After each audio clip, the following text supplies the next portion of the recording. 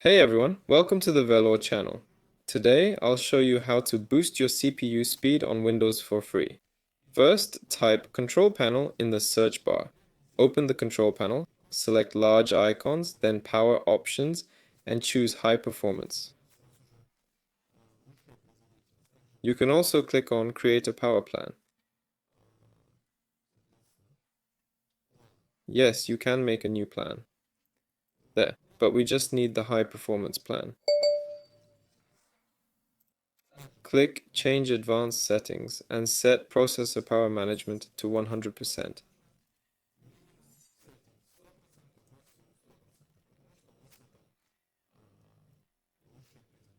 Next method.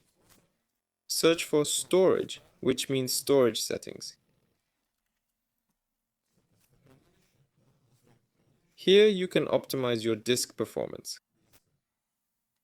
Click Optimize, choose the disk you want and hit Optimize. The optimization process begins. There. Another way. Right-click on this PC, then select Properties.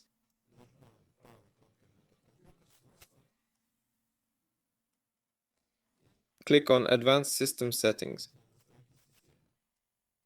Choose Advanced tab, then Performance Settings, and select Best Performance.